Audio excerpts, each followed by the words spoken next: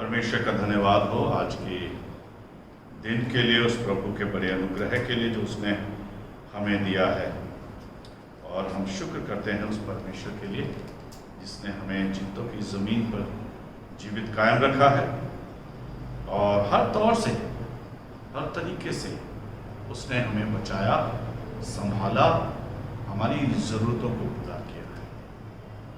हम परमेश्वर का धन्यवाद करते हैं। चारों तरफ जब देखते हैं परेशानियां हैं, तकलीफ़ें हैं, समस्याएं हैं। ये मुझे याद कराती है उस कहानी को जो मत्ती के 8 अध्याय में इसका जिक्र है, जो प्रभु यीशु मसीह अपने चेलों के साथ नाव में थे और वो नाव में नीचे तलहटी में सो रहे थे और चेले झील में नाव चला रहे थे। तभी बड़ा तेज आंधी आई, तूफान आया और लहरें जोर जोर से उठने लगी। चेले नाव को खेते खेते परेशान हो गए, उस खतरे से अपने आप से संभल नहीं पा रहे थे।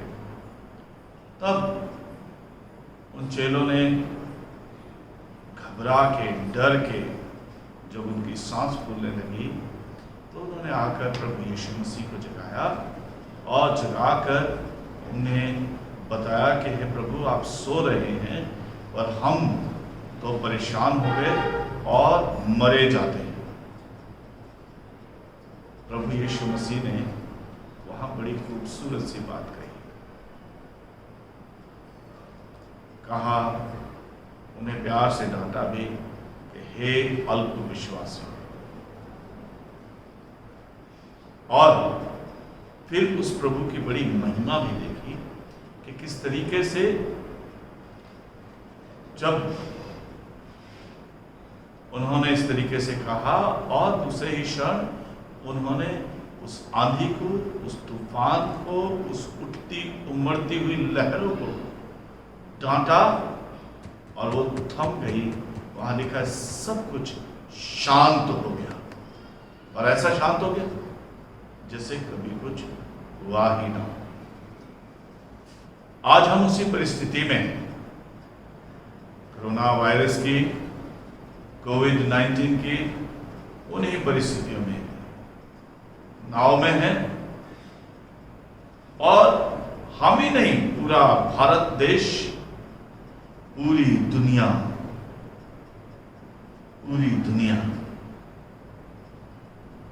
आज इस बात से परेशान है।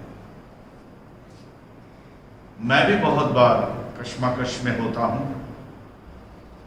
इस बात के लिए शुक्र करो कि खुदावंद तूने मुझे जिंदगी दी, जिंदा दिया, जिंदगी दी, जिंदा रखा, इसके लिए। और यह इस बात के लिए शोक प्रकट करूं कि हजारों लोग मेरे चारों तरफ मर रहे हैं और एक दहशत हम सब के चारों तरफ फैली हुई है। और इस सब को बहुत जरूरी है कि हम ये ध्यान रखें।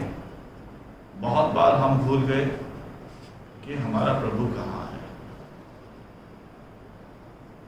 हम जब तक इन उठती हुई लहरों को,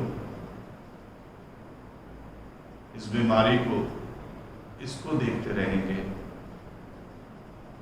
जो अपने आप में हकीकत है। तूफान भी है, लहरें भी उठ रही हैं, आंधी भी है, खतरा भी है। और खूबसूरत वाली बात यह है कि प्रभु हमारी नाव में बैठे हैं या प्रभु हमारी नाव में लेटे हैं या प्रभु हमारी नाव में सो रहे हैं। जरूरत इस बात की है कि हम उन्हें जगाएं और उन्हें कहें कि प्रभु, हम डूबे जाते हैं, हमें संभाल, हम पर रहम कर, हम पर दया कर। साथ ही साथ चेले इस सब के साथ साथ वो अपनी पूरी कोशिश कर रहे थे, भरसक प्रयास कर रहे थे कि नाव को अच्छे तरीके से, सावधानी के साथ और पूरे टैलेंट के साथ उसे इन लहरों से लड़े। हमें आज इन परिस्थितियों में मुस्तैदी के साथ इन सारी बातों से लड़ना है, और आज लड़ना बड़ा खूबसूरत है। मुझे याद है एक बार किसी ने मुझे कहा, पादी साहब मैं आपकी मदद चाहता हूं, और अब इलेक्शन आ रहे हैं और मैं इलेक्शन लड़ूंगा, आप मुझे वोट देंगे? मैंने कहा, भाई लड़ना बुरी बात है और मैं किसी लड़ाई में वोट नहीं दूंगा। हो सकता है वो भाई मुझे सुन ले इस समय में, मैंने उन्हें कहा कि मैं किसी लड़ाई को सपोर्ट नहीं करता। अगर ये लड़ाई है, आप लड़ने जा रहे हैं, तो मेरा सहयोग, मेरा वोट आपके साथ नहीं है। That was just a joke. पर आज लड़ाई बड़ी खूबसूरत है। वो भी वोटिंग की बात कर रहे थे, चुने जाने की बात कर रहे थे, जिसे हम जनरली आम भाषा में कह देते हैं कि हम इलेक्शन लड़ रहे हैं। पर ये भी लड़ाई बहुत खूबसूरत है। इस लड़ाई में हमें हाथ पैर नहीं चलाना, इस लड़ाई में हमें क्रोध नहीं दिखाना, इस लड़ाई में हमें अपना टैलेंट नहीं दिखाना, इस लड़ाई में अपनी अकल नहीं दोहरानी है, इस लड़ाई में अपने आप को काबू रख के खुदा के हाथों में सौंप देने के लिए कि हम खुदा के हाथों में अपने आप को सौंप दें और उसे कहें, हे प्रभु तू इम्मानुएल है, मेरी नाव में है, मैं, मेरा परिवार, मेरे बच्चे, मेरे अजीज, मेरे रिश्तेदार, मेरे तमाम लोग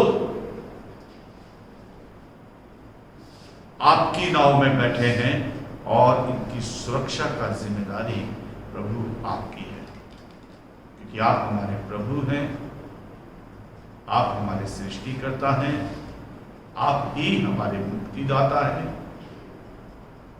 आप ही हैं सिर्फ जो इम्मानुएल हैं। और हम कह सकते हैं आपके नाम में प्रभु यीशु मसीह कि परमेश्वर हमारे साथ है, परमेश्वर हमारे साथ है। तूफान में, आंधी में, लहरें जितनी मर्जी उठे, पर प्रभु हमारे साथ है। और उसके बाद दूसरी बात ये जरूरी है, फिर से मैं कहूंगा कि हम अपने आप को संभाल के भी रखें। ये अपने आप से भी फाइट है। इसमें शायद मैं सोचता हूं आत्मिक रूप से हम सोचें तो सेल्फ कंट्रोल आज हमारे पास नहीं है। बड़ी जल्दी पेशेंस खो बैठते हैं, अपनी शारीरिक इच्छाओं को नहीं मार पाते, अपने आप को काबू में नहीं रख पाते। पर आज ये लड़ाई यूं भी है अपने आप से कि हम अपने आप को कंट्रोल करना, काबू में रखना, संयम रखना, धीरज रखना, शांत रहना सीखें। ये लड़ाई ये भी है कि हम सीखें प्रभु पे डिपेंड करना।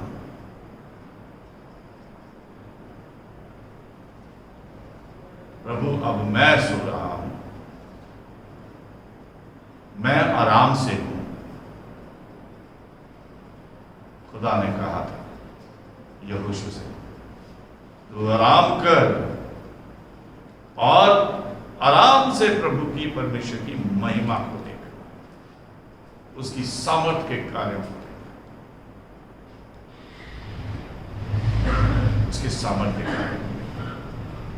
पर घर में बैठकर, बाहर ना जाकर, यदि बहुत जरूरी नहीं है।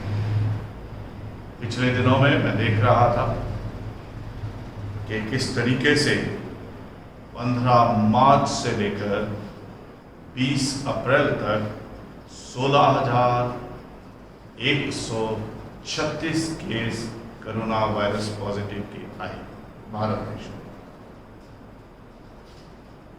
पर लोग सीखे नहीं। जैसे ही सरकार ने थोड़ी सी छूट दी, 20 अप्रैल को 10 दिनों में ये गिनती जब 16 थी तो आज की डेट में ये 36,000 हो गई। एक महीना 5 दिन में 16,000 और 10-12 दिन में 20,000 और बढ़ गए। क्यों? क्योंकि मनुष्य, मैं और आप, मेरे और आपके अपने दोस्त मित्र अपने आप को काबू में नहीं रख पाए। मैं इसके बारे में पढ़ रहा था, देख रहा था। डॉक्टर्स कह रहे थे, डॉक्टर गुलेरिया जो कि एम्स के डायरेक्टर हैं, उनका कहना था कि 95% लोगों को ये होता है और अपने आप उनके इम्यून सिस्टम में, और अगर वो अलर्ट हैं तो अपने आप ठीक भी हो जाता है।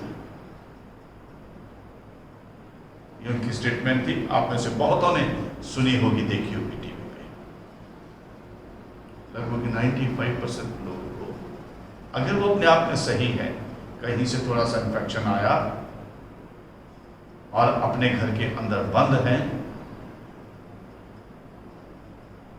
तो वो ठीक भी हो जाते हैं और किसी को पता नहीं चलता। पर अगर वो अलर्ट नहीं है, उसी दशा में दूसरों से मिल रहे हैं, अपनों से ही मिल रहे हैं, तो उनके अंदर का इन्फेक्शन भी बढ़ता है और साथ में 4 लोगों को और इन्फेक्टेड करके उनकी जान को मुसीबत कर देते हैं।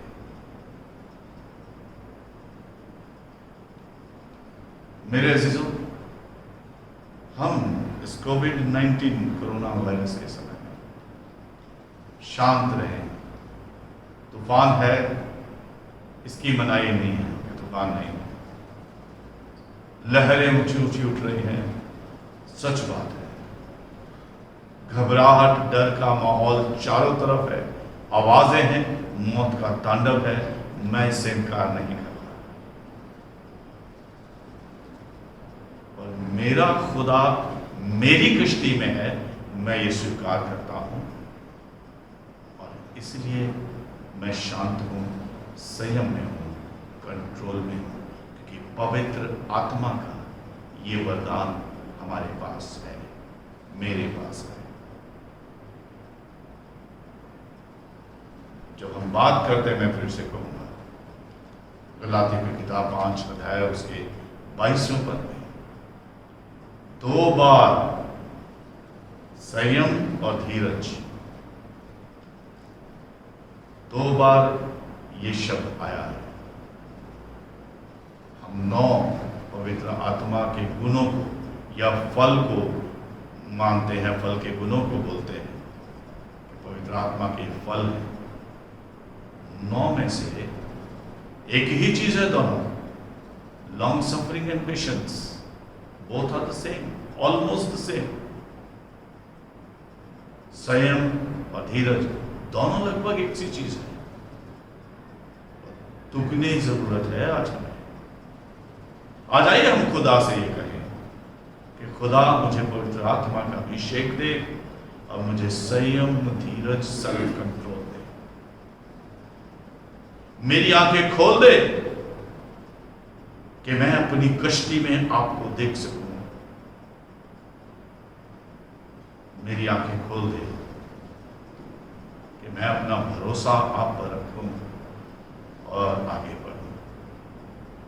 साथ ही साथ हमारे पास खूबसूरत समय है, और आज वचन से भी हम कुछ ऐसी बातचीत को करेंगे कि हम भलाई करें। कुछ अच्छा करें। पिछले दिनों में 2 लोगों के बारे में मैंने बताया, प्रकाश राज के बारे में और एक फिल्म आर्टिस्ट, टीवी आर्टिस्ट के बारे में मैं बता रहा था। बॉलीवुड की एक्ट्रेस हैं जो इस समय में दिल्ली में है लॉकडाउन में, और उसमें रहकर उन्होंने काम किया। क्या किया? जो वो लोगों के यहाँ जाती थी तो उन्होंने देखा कि मैं बार बार जाती हूँ, घर में 4 बार आती हूँ, 4 बार वापस नहाना पड़ता है मुझे, लंबे लंबे बाल।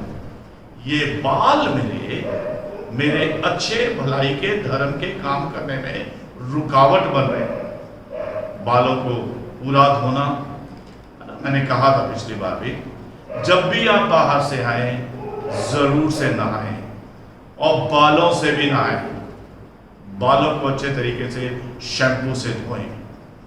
हम में से बहुत बार हम जाते, हम सोचते हैं गली में ही गए थे, मत जाइए। हम सोचते हैं बाजार तक गए थे।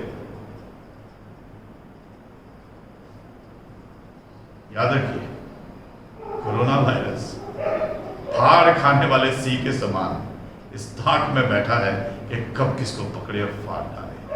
आप जरा सी चूक में होंगे वो आपको पकड़ लेगा। आप अलर्ट रहेंगे, वो आपसे भाग जाएगा। आपको नहीं पता चलेगा, वो आपके रुमाल में बैठकर घर में आ जाएगा, आपके दस्ताने में बैठकर घर में आ जाएगा,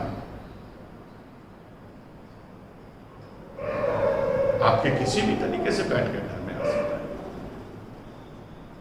इसलिए जरूरत है कि आप उस सबको इस तरीके से करें,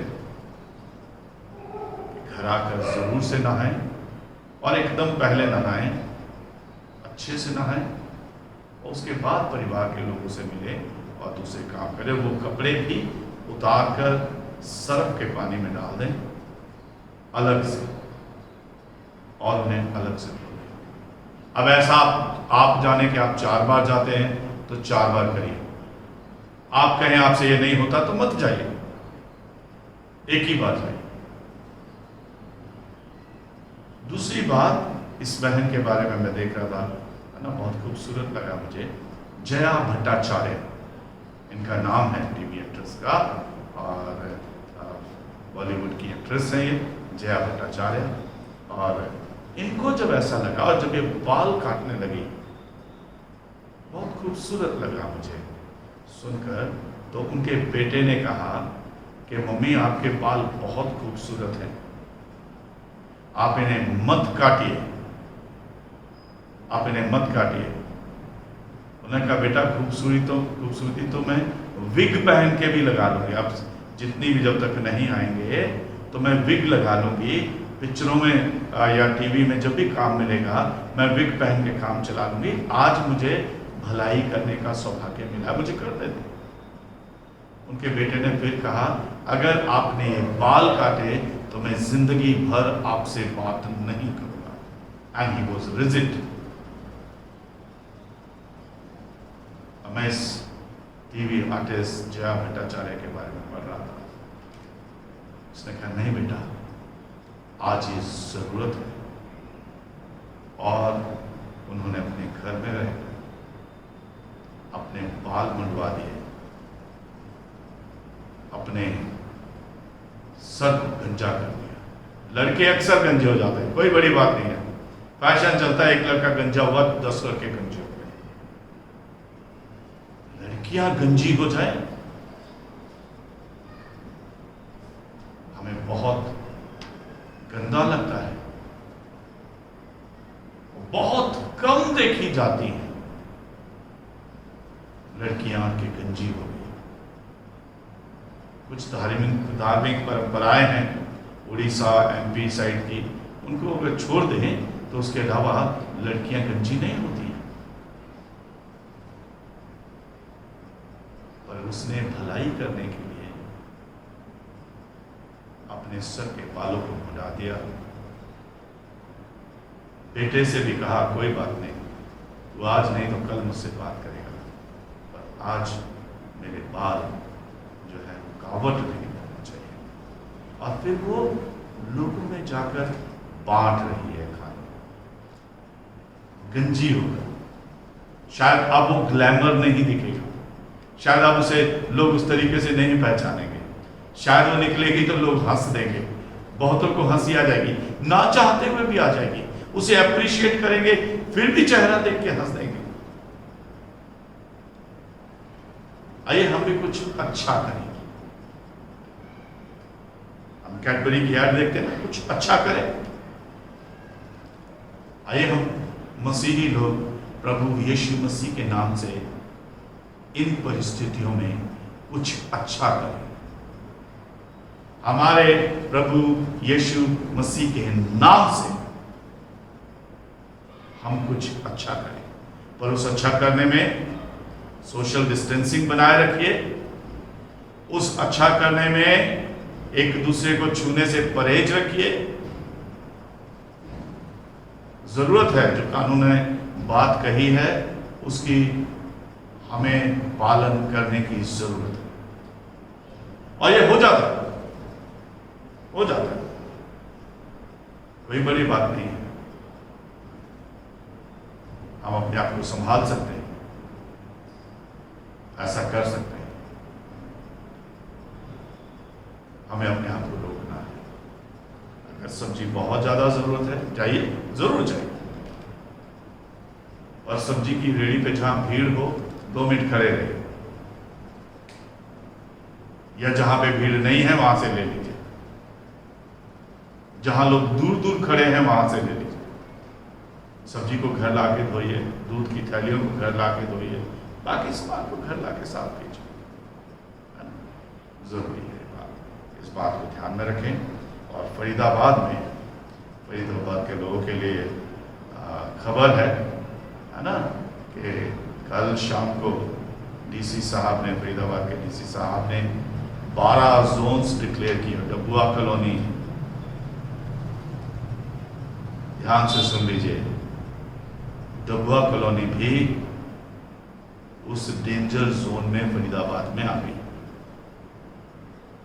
12 इलाके हैं, शिव दुर्गा विहार, पलवली, खेड़ी कला, डबुआ कॉलोनी, सेक्टर 88, बीपीटीपी नहर पार, Chawla colony D block, NIT में 1 नंबर में, AC colony, Krishna colony, sector 37, Chandpur, Batkhal गांव, अनखीर, मोहना, रनहेड़ा, अरूबा, ये वो इलाके हैं जिन्हें हॉटस्पॉट या डेंजर जोन में रखा गया है।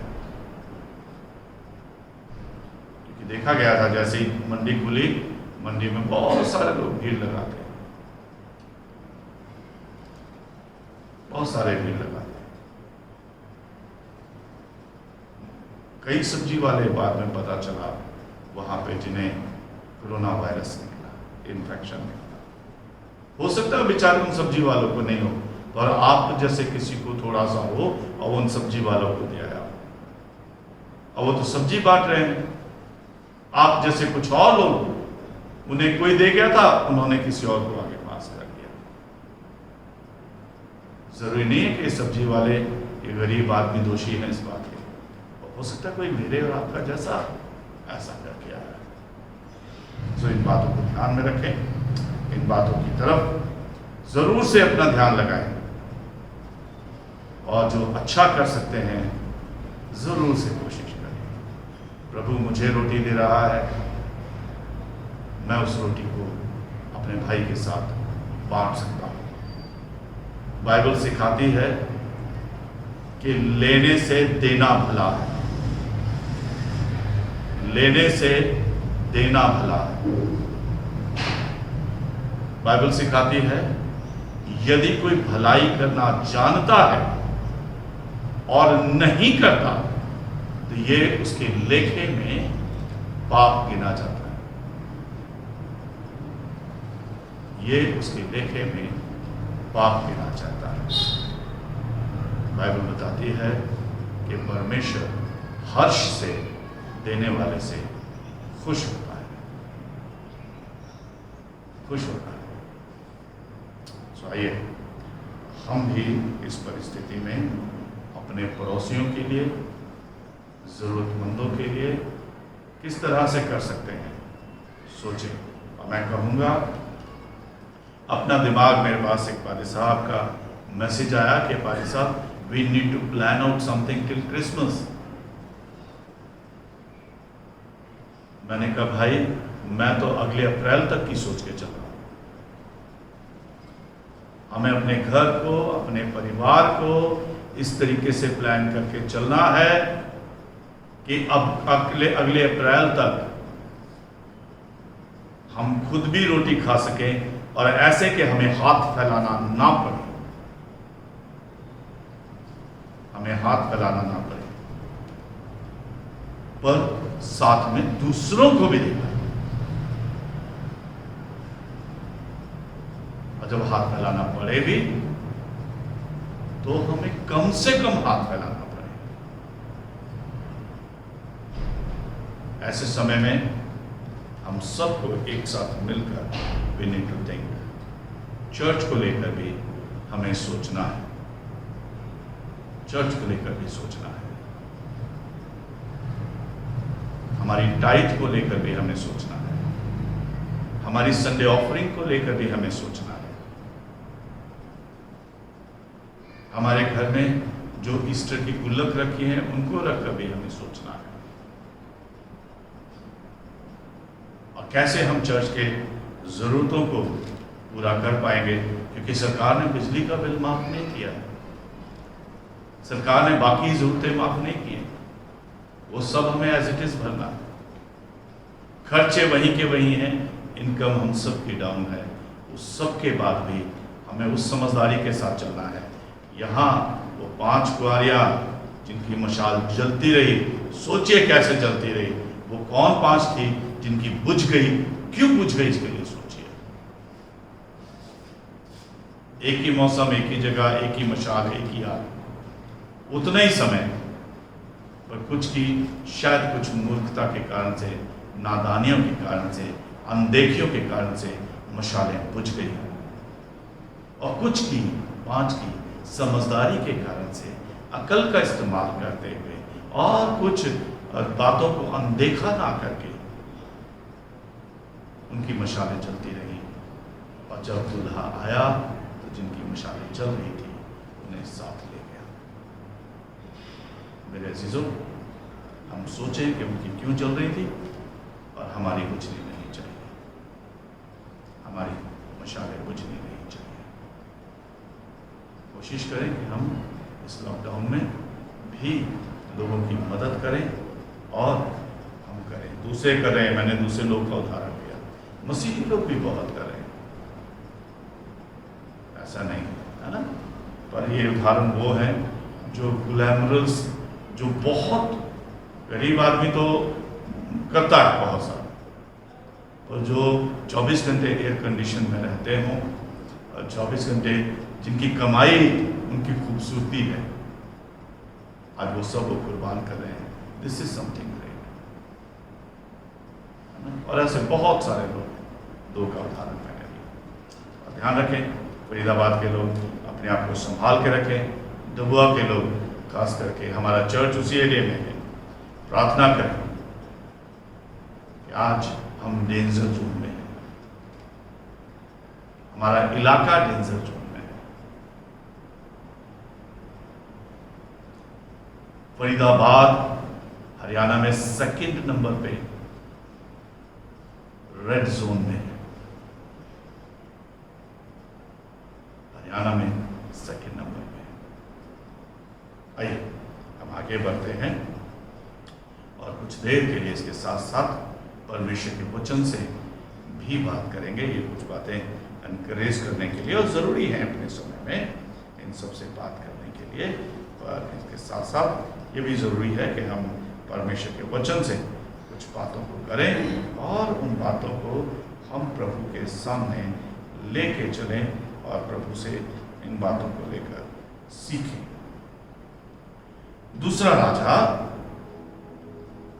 राजा पुराने नियम की किताब में उसके 4थे अध्याय में एलीशा जो कि एलिया का चेला था, उसका और एक विधवा औरत की कहानी। एलीशा और एक विधवा औरत की कहानी है यहां पर। मैं पढ़ देता हूं इस अध्याय को थोड़ा सा आपके लिए, और पहले 3 पद मैं आपके लिए पढ़ दूंगा। यहां इस प्रकार से लिखा है, आप अपनी बाइबल्स में इसे पढ़ सकते हैं। यहां लिखा है, भविष्यवक्ता के चेलों की पत्नियों में से एक स्त्री ने एलीशा की दुहाई देकर कहा, तेरा दास मेरा पति मर गया, और तू जानता है कि वह यहोवा का भय मानने वाला था, पर जिसका वो कर्जदार था वो आया है कि मेरे दोनों पुत्रों को अपने दास बनाने के लिए ले जाए। एलीशा ने उससे पूछा, मैं तेरे लिए क्या करूं? मुझे बता कि तेरे घर में क्या है। उसने कहा, तेरी दासी के घर में 1 हांडी तेल को छोड़ और कुछ नहीं है। उसने कहा, तू बाहर जाकर अपनी सब पड़ोसनों से खाली बर्तन मांग लो और बर्तन थोड़े ना लाना। परमेश्वर अपने वचन के पढ़े और सुने जाने पर हम सबको, आप सबको बहुत ऐसी आशीष दे। ये कहानी है, और कहानी हकीकत है, कहानी नहीं है ये हकीकत है जो आज से हजारों साल पहले बीती एलीशा के समय में। और ये यहां एक औरत का जिक्र है जो विधवा है, और क्या है, उसका पति एक अच्छा इंसान था, और क्या था वो परमेश्वर का भय मानने वाला था। इस औरत का पति परमेश्वर का भय मानने वाला था, और परमेश्वर के दासों के साथ, एलीशा के साथ, परमेश्वर के लोगों के साथ उनकी सेवा किया करता था, उनकी सेवा किया करता था। उस व्यक्ति के नाम का जिक्र यहां पे नहीं है। मैं उस व्यक्ति की और अधिक बैकग्राउंड में जाने की कोशिश नहीं करूंगा, पर यहां पर कुछ बातें जो उसके बारे में लिखी है, शुरुआत इस अध्याय की यहीं से होती है। भविष्य वक्ताओं के चेलों में से एक की पत्नी, चेलों की पत्नियों में से एक स्त्री ने एलीशा की दुहाई देकर कहा, यह भविष्यवक्ताओं का चेला था,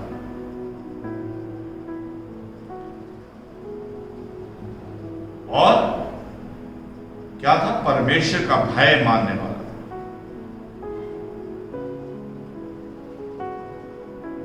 दो बातें इस व्यक्ति के बारे में है, परमेश्वर का भय मानने वाला। भय मानने का अर्थ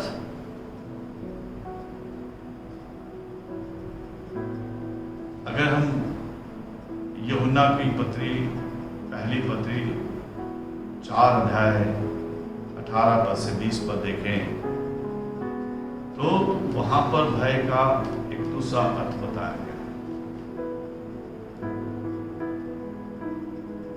कि हमें भय नहीं खाना है, परमेश्वर से भयंकर सोचकर नहीं, परमेश्वर कि मेरा हमारा परमेश्वर भयंकर नहीं है ना, हमारा परमेश्वर खतरनाक परमेश्वर नहीं है,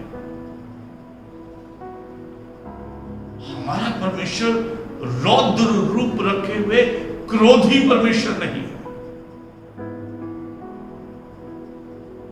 हमारा परमेश्वर खुंदकी परमेश्वर नहीं है। वो इसलिए नहीं बैठा कि हमें दंड दे। की इंजील में लिखा है, उसके 3 अध्याय 16 पद को हम सब जानते हैं।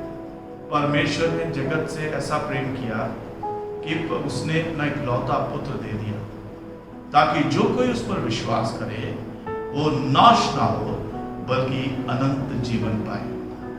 और 17 पद में, उसके ठीक दूसरे पद में वहां पे लिखा है, परमेश्वर का पुत्र जगत में इसलिए नहीं आया कि जगत पर दंड किया गया है। फिर से, परमेश्वर का पुत्र जगत में इसलिए नहीं आया कि जगत पर दंड किया गया है, बल्कि इसलिए आया कि जगत उसके द्वारा से बचाया जाए। वो नाश करने, दंड देने, क्रोधित होने नहीं आया, वो अनुग्रह करने, बचाने इस दुनिया में हमारे लिए आया। वो क्रोध में होकर, हमारे गुनाहों से क्रोध में भरकर इस दुनिया में नहीं आया, हमें गुनाहों में देखकर प्रेम से भरकर हमें बचाने के लिए इस दुनिया में आया।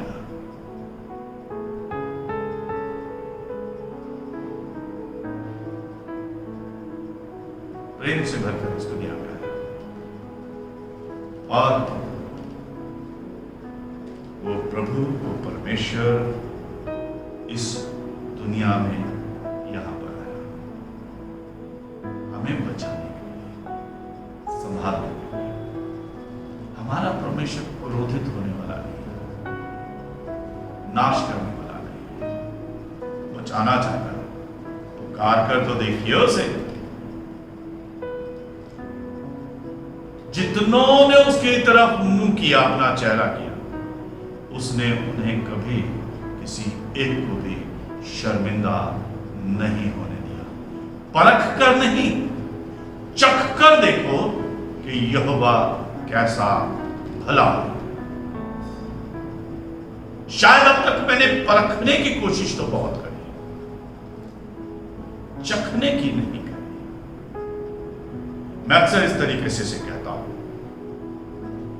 आम का सीजन है ना अभी, बाजार में बहुत सारे आम हैं और इस बार बहुत सस्ते भी हैं, खूब। अब बहुत सारे आम हैं, आम की वैरायटीज भी बहुत सारी। आम को फलों का राजा कहते हैं, फलों का राजा कहते हैं। इसके टेस्ट, मैं पिछले दिनों किसी ने डाला, देख रहा था कि हर स्टेट के आम का अलग टेस्ट है, उसका नाम अलग है। बॉम्बे का बम्बैया भी आता है, इलाहाबाद का भी आता है, एक अलग टेस्ट है। एक लंगड़ा आता है, तो एक तोता आता है, तो एक सफेदा आता है, एक चूसने वाला दशहरी आता है, अल्फांसो आता है,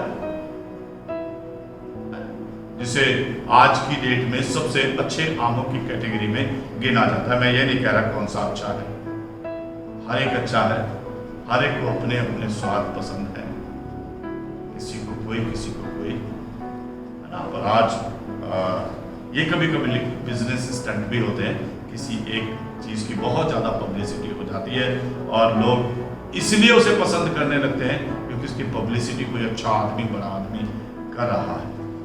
क्या अब मैंने आम खाया, मैं आपसे कहता हूं कि आम बहुत मीठा है, आम बहुत मीठा, बहुत टेस्टी। क्या आप में से कोई बता सकता है ये आम कैसा वाला टेस्ट है? क्योंकि एक आम होता है जिसमें खटास भरी, खट्टा मीठा सा होता है, एक आम सिर्फ, मेरे भी मुंह में पानी आ रहा है, एक आम सिर्फ मिठास से भरा होता है। हर एक का स्वाद अलग अलग होता है। मेरे चखने से, मेरे खाने से आपको नहीं पता चलेगा, सिर्फ इतना पता चलेगा, पादरी साहब रेवरेंड जॉर्ज मसीह कह रहे हैं कि आम मीठा है तो मीठा होगा। पर मेरे अजीजों, जब इस आम को आप खाएंगे ना, तब आपको पता चलेगा कि आम कैसा वाला मीठा है। ये खट्टा मीठा है या ये मीठा मीठा है? इसे चूस के खाना चाहिए या इसे निकाल के खाना चाहिए? इसका मैंगो शेक बनाना चाहिए और इसका क्या बनाना चाहिए? जैम बनाना चाहिए या क्या बनाना चाहिए? अब आप प्लान करिए घर में, है ना? दुआ के बाद अपने घर में सारी प्लानिंग करिएगा क्या करना है। But you will come to know the real taste of mango when you yourself will taste, not test. When you will taste the mango, you will know the taste of the mango. When you will taste God Almighty, you will know the taste of Almighty God. जब आप उस प्रभु को चखेंगे तो आप उस प्रभु को जानेंगे। जब आप उस प्रभु के साथ साथ चलेंगे तब आप उस प्रभु की महिमा को जानेंगे।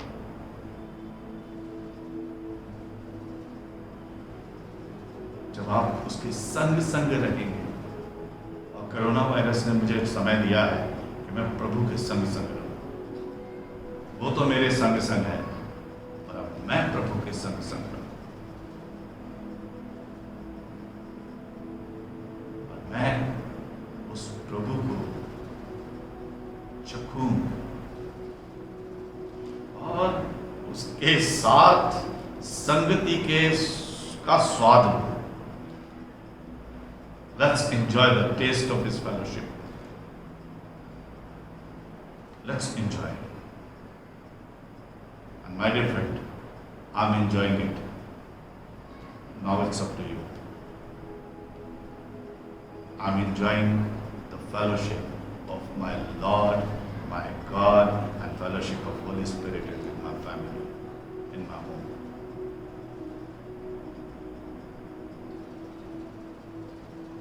एक समय पहले होता था, जवानी के दिन थे, फाजिलका में जब मैं था, 96 में क्राइस्ट चर्च में था, सुबह 3:30-4 बजे उठ जाया करते थे और मुझे बहुत पसंद है वो समय, सुबह 4 बजे का, जिसे क्रैकर ऑफ द डे बोलते हैं, जब दिन रात से अलग होता है। और मैं जहाँ भी होता हूँ, अगर उस समय पे जाग रहा हूँ, उठ जाता हूँ, तो उस लाइट्स को, चारों से लाइट्स को बुझा देता हूँ। और जब मैं क्राइस्ट चर्च में था या मैं फाजिलका में था तो मैं ऐसे ही करता था, सुबह 3:30 बजे लाइट्स को बुझा दिया करता था और तब दुआ करता था। सारी जितनी भी आसपास की लाइटें हैं उनको बुझा दिया करता था और चलते चलते, वॉक करते करते चर्च के ग्राउंड में दुआ करता था। और धीरे धीरे कानों में उन सुंदर पक्षियों की आवाज आती थी, मीठी मीठी, और धीरे धीरे रात खत्म होती थी और खूबसूरत दिन निकल गया था। धीरे धीरे समय ने बहुत बिजी कर दिया, अपने आप में, सेवकाई में, कभी कभी जरूरत में और कभी कभी बेजरूरत की चीजों में भी बहुत बिजी हो गए। यहां तक कि जब जागने का समय, तब हमारा सोने का समय होता है। रात को लेट नाइट सोना, सुबह देर से उठना, या जिस भी तरीके से, पर वो समय चला गया। But really, I have started enjoying again. आज फिर 3, सवा 3, पता नहीं क्यों नींद खुल जाती है। पर मैंने बठिंडा में कई बार कई जगहों पर इसके बारे में सरमन दिया, और कि खुदा जो है हम सब 3:30 और 4 के बीच जगाने आता है। हम में से हर एक की नींद खुलती है। मैं ये विश्वास करता हूँ खुदा हमें जगाना आता है, और 2 सेकंड के लिए हम में से हर एक दुआ करता है, खुदा तेरा शुक्र हो, या कुछ नहीं, और 2 मिनट में फिर सो जाते जाते। पर वो हमें जगाने आता है। और जब से लॉकडाउन है, फिजिकली रिलैक्स्ड है, मेंटली रिलैक्स्ड है। कभी कभी 3 बजे, कभी 2:30 बजे, 3:30 बजे, 3:15 बजे उठ जाते हैं, मुंह धोया, फ्रेश हुए, बैठ गए और बहुत खूबसूरत तरीके से अपने खुदा बाप की आवाज को बड़ी साफ रीति से सुन पाता हूं जब कोई और मेरे आसपास नहीं होता। किसी और इंसान की आवाज नहीं गूंजती कान में, किसी व्हीकल का शोर नहीं होता। और तब उसके साथ साथ धीरे धीरे 3:30, पौने 4 बजे चिड़ियों के चहचहाने की आवाज आती है। और कब अंधेरे में ही टेबल पर बैठे बैठे मोबाइल की बाइबल में बाइबल पढ़ते पढ़ते,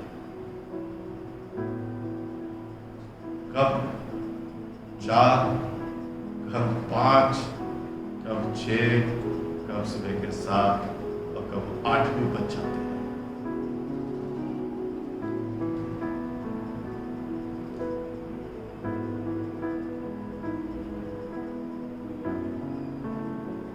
उस खुदा के खूबसूरत आनंद को जो इस समय मेरे बयान से बाहर है, उस समय उसका आनंद लेता हूं। आप भी इसका आनंद लें। Make use of this time, make use of this time. बहुत बार आप लोगों में से बहुत लोग सुबह 3:30, 4 बजे दुआ या कोई मैसेज बाइबल पर इसलिए भी कि जब आप उठे, आपकी नींद खुले। बहुत सारे लोग आप में से भी शायद जाग रहे हो, but I really enjoy the time with my Lord. अब मैं इसे देखता हूं खूबसूरत तरीके से कि बहुत खूबसूरत समय है मेरे बाप के साथ बात करने का। एक खूबसूरत गीत हम गाते हैं ना, यीशु कैसा दोस्त प्यारा, दुख और बोझ उठाने को, क्या ही उम्दा वक्त हमारा, बाप के पास अब जाने।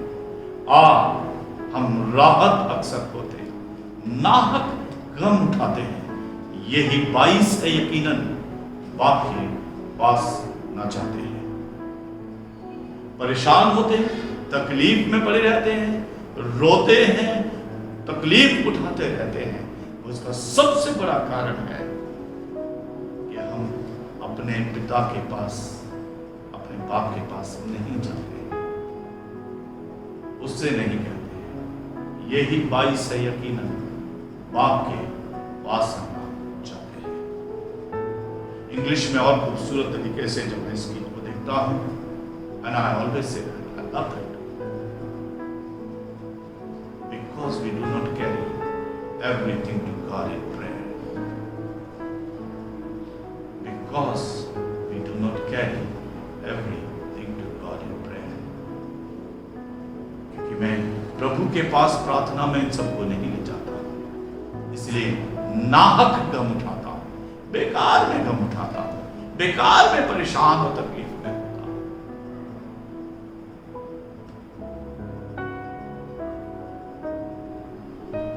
Let's carry everything to God in prayer. Let's carry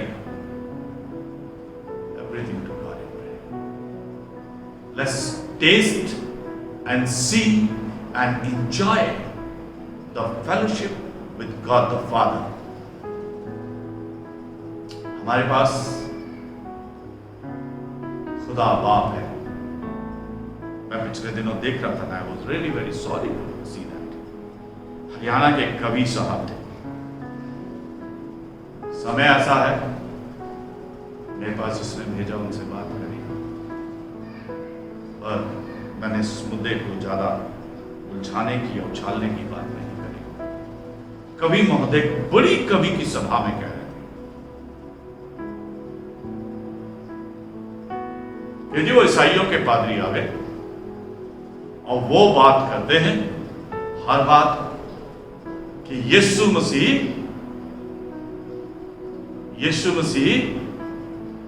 परमेश्वर का बेटा है, तो मैंने उनसे कहा, कवि साहब कहते हैं, नाम नहीं ले रहा, हो सकता आपने से बहुत लोगों से देखा, मैंने उनसे कहा, भाइयों हरियाणा से, और हरियाणे में जब तक बाप जीवता है बेटे ने कोई ना पूछता,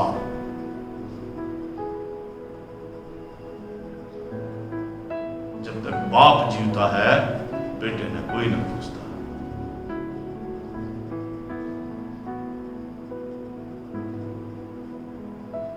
उसकी मुलाकात अभी हमारे सर्वशक्तिमान पिता परमेश्वर से नहीं है। वो पिता है जो अपनी नम्रता में होकर, अपनी दीनता में होकर पुत्र का रूप धारण किया। वो सर्वशक्तिमान पिता परमेश्वर है।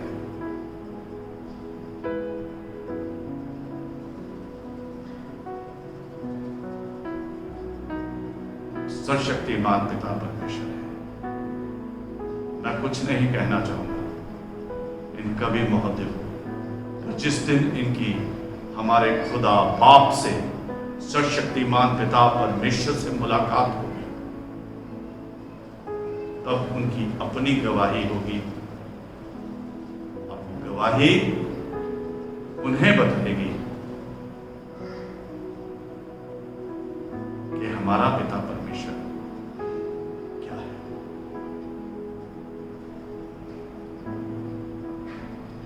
हमारा पिता परमेश्वर क्या है। So let's enjoy. उसने अभी पिता परमेश्वर की संगति का स्वाद नहीं चखा है, वो नहीं जानता है, और उनको ऐसा कहने के पैसे मिलते हैं, उनका काम है। ऐसे नहीं करेंगे तो तालियां नहीं मिलेगी, तालियां नहीं मिलेगी तो नोट नहीं मिलेंगे। बहुत सारे लोग ऐसा बोलते हैं, और इसलिए बोलते हैं क्योंकि उन्होंने परमेश्वर को चखा नहीं है। मेरे अजीजों, जिसने चखा है वो ऐसा नहीं बोलता है। प्रभु यीशु मसीह परमेश्वर का पुत्र है, और वो स्वयं परमेश्वर है जगत का। सिर्फ वही है जिसने सारी मानव जाति के लिए अपने प्राण बलिदान किए। And let me repeat it again, my Lord Jesus Christ was not murdered, nor he was killed by any Roman or Jews or any soldier, but he, out of his own willfulness, willfully, he, the Lord Jesus Christ, the Lord of entire world and universe, he, that Lord Jesus, sacrificed his life, his blood, for the sins of entire world, that you and me, मैं और आप अपने पापों से बचाए जाएं और जिंदगी पाएं। वो मरा नहीं, उसे किसी ने कत्ल नहीं किया था। उस प्रभु यीशु मसीह को कोई छू भी नहीं सकता, ना तो उसे किसी ने कत्ल किया, ना ही किसी ने उसे मारा, बल्कि हमारे प्रभु यीशु मसीह ने अपनी स्वयं इच्छा से समस्त मानव जाति के पापों के लिए अपना बलिदान दिया कि मनुष्य जाति अपने पापों से छुड़ाई जाए, बचाई जाए। क्योंकि जगत में इसलिए नहीं आया कि जगत पर दंड की आज्ञा दे, बल्कि इसलिए आया कि जगत उसके द्वारा से बचाया जाए।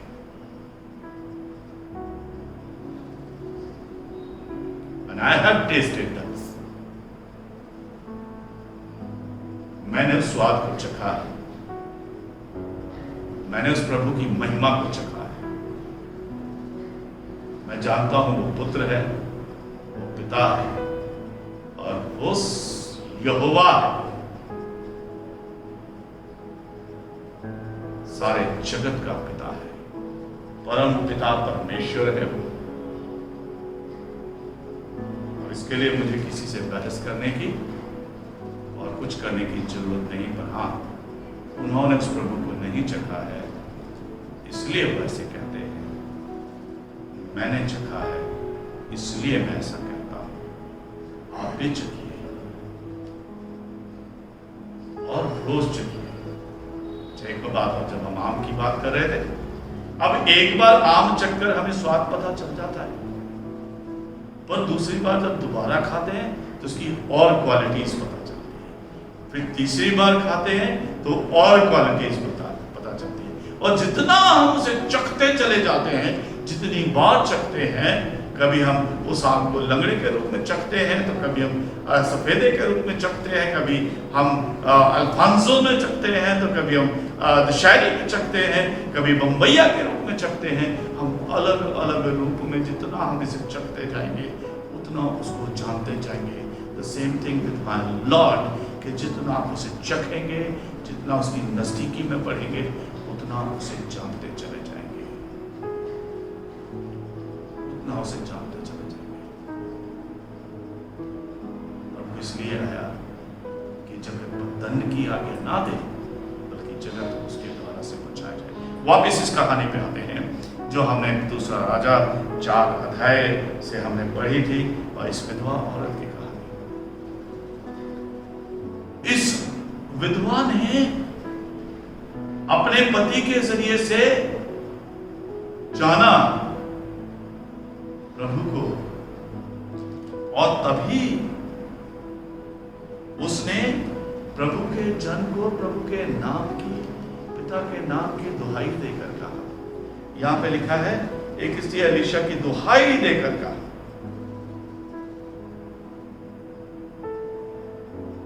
उसने अनुग्रह की मांग करी और क्या कहा कि मेरा पति भय मानने वाला है, तो जानता था,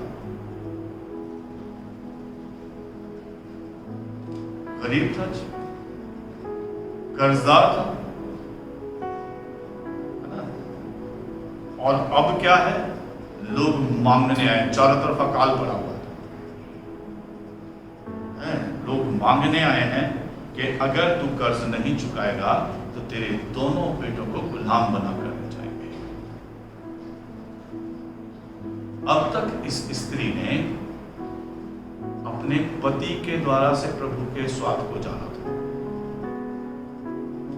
आज एलीशा ने उसे कहा, और वो परमेश्वर आपसे भी आज ये पूछता है, कहता है, बात करता है। और परमेश्वर ने एलीशा के द्वारा से उससे पूछा, मैं तेरे लिए क्या करूं?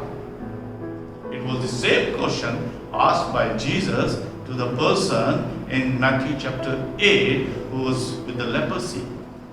The leper, in very first 4 verses of chapter 8 in Matthew.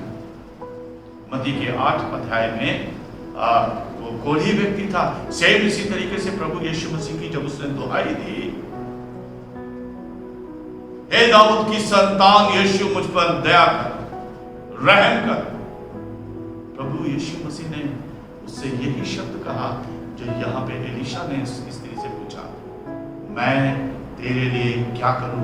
तू क्या चाहता है कि मैं तेरे लिए क्या करूं? उस व्यक्ति ने कहा, कोढ़ी ने, कि मैं चाहता हूं कि मैं शुद्ध हो जाऊं, तू मुझे शुद्ध कर दे, ठीक कर दे। इस स्त्री ने कहा कि मैं कर्जे में डूबी हूं, मेरे बच्चों को बचा ले और मुझे बचा ले। एलीशा ने कहा, तेरे घर में क्या है? उसने कहा, एक हांडी में थोड़ा सा तेल को छोड़ और कुछ भी नहीं।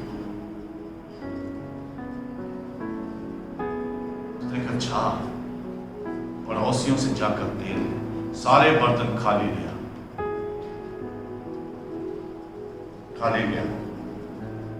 और गई, और उसने कहा, साथ में ये भी कहा, थोड़े मत लाना। तीसरे पद में लिखा है, वह अपनी पड़ोसियों से खाली बर्तन मांग लिया और थोड़े बर्तन मत लाना, बहुत सारा ले आना।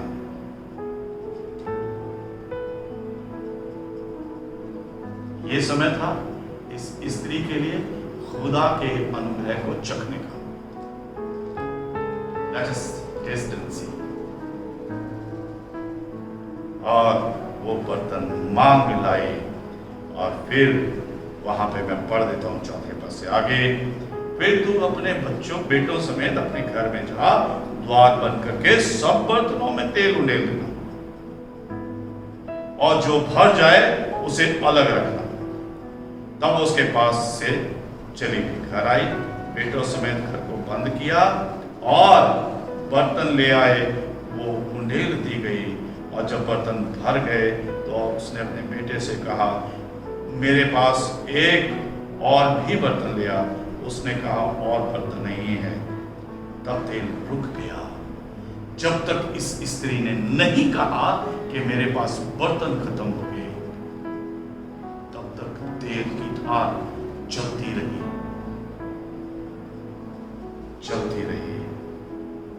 और तब आगे लिखा 7वें पद में, उसने जाकर परमेश्वर के भक्त के जन को बता दिया। उसने कहा, जा तेल बेचकर ऋण भर दे, और जो रह जाए उससे तू अपने पुत्रों सहित अपना निर्वाह करना।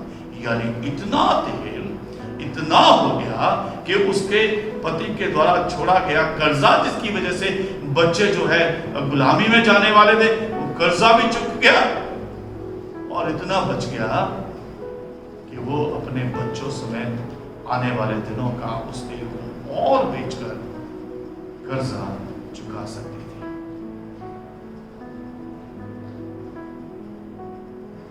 मेरे अजीजों,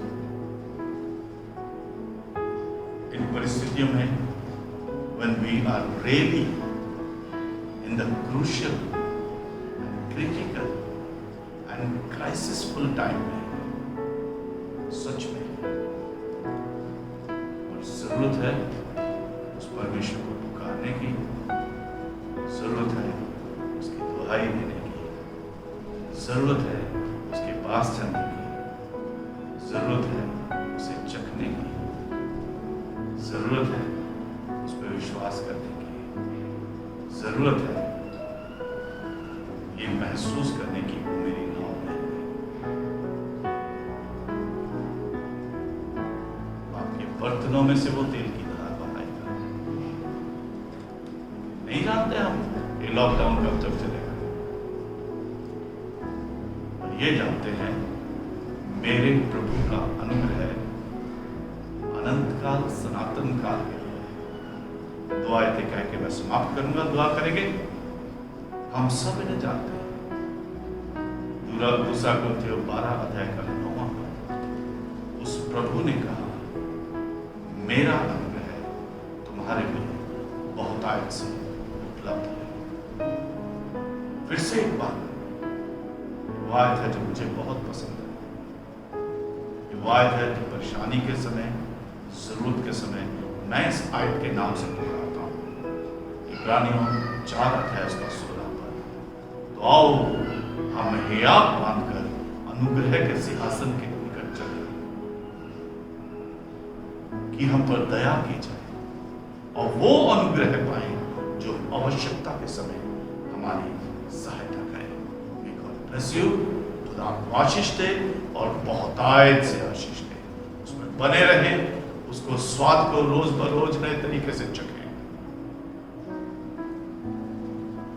दाऊद कहता है, वो मीठा शहद से और मधु ओरिजिनल शुद्ध शहद से टपकने वाले छत्ते से, he is sweeter and sweeter than the honeycomb।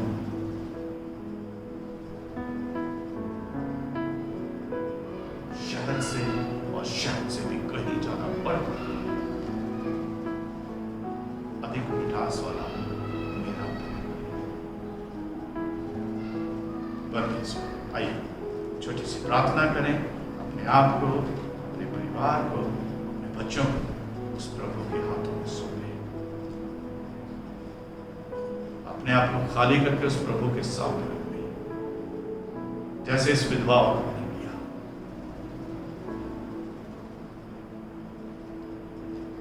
निर्गमन के 30 अध्याय में जिक्र है कि खुदा अभिषेक के लिए तेल भरा करता था। 22 पद में इसका जिक्र हमें मिलता है। भजन संहिता 133 के दूसरे पद में लिखा है कि अभिषेक का तेल इस प्रकार से उंडेला जाता है। प्रभु आपकी खाली जिंदगियों को अपने अभिषेक से भर दे और अभिषेक के तेल से भर दे,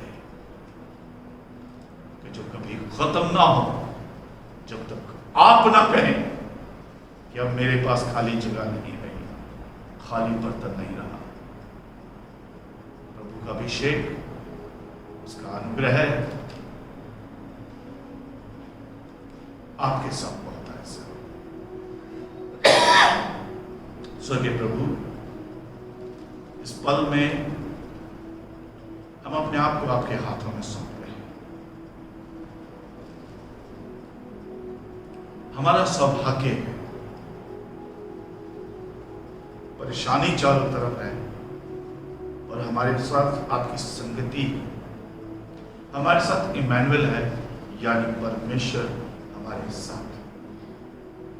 परमेश्वर की संगति और हमारी मदद करें कि संगति का फायदा उठाएं और एंजॉय करें। Enjoy meeting the Lord. Enjoy meeting the Father. Enjoy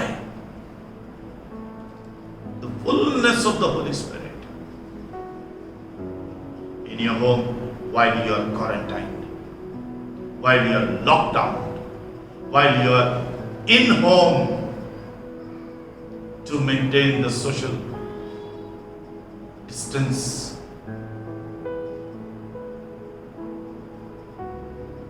While you are in Janata curfew, और ये कब तक जाए उसकी परवाह मत करें, क्योंकि जब तक भी जाएगा प्रभु आपके संग है।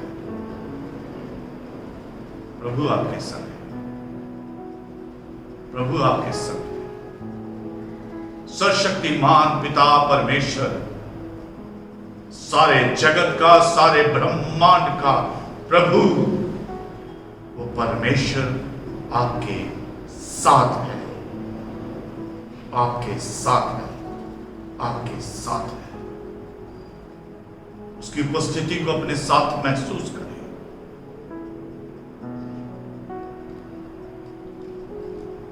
आपके संग है, वो आपको छुएगा, वो आपको थामेगा। बाहर क्या हो रहा है पता नहीं, वो आपकी कश्ती को डूबने नहीं देगा। बाहर कितना अकाल है पता नहीं, और वो आपके बच्चों को भूखा नहीं मरने देगा। परिस्थिति आज कैसी है, परिस्थिति कल कैसी होगी, चिंता मत करिए।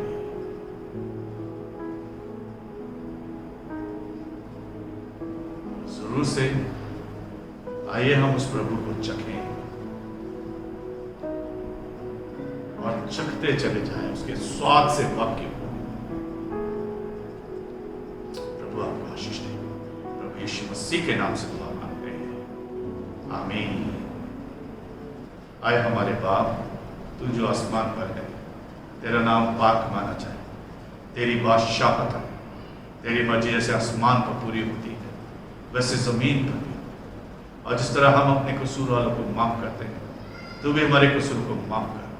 हमें आजमाइश में न पड़े, बल्कि बुराई से बचा, क्योंकि बादशाह, कुदरत और जलाल हमेशा आपका है, आमीन। अब हमारे सशक्तिमान पिता परमेश्वर का अनुग्रह, उनके बेटे हमारे उद्धारकर्ता प्रभु यीशु मसीह का प्यार, पवित्र आत्मा की सहभागिता, संगति, परमेश्वर के वचन की समझ, प्रकाश, मार्गदर्शन, सामर्थ हमारी कलीसिया के साथ, डब्बा मेथोडिस्ट चर्च की कलीसिया के साथ, तमाम मसीहों के साथ, इस दुआ में शामिल, इस कलाम को सुनने वाले हर एक जन के साथ, पूरे भारत देश के साथ, पूरे विश्व के साथ, सबके साथ आज, कल और अनंत काल तक बनी रहे। आमीन।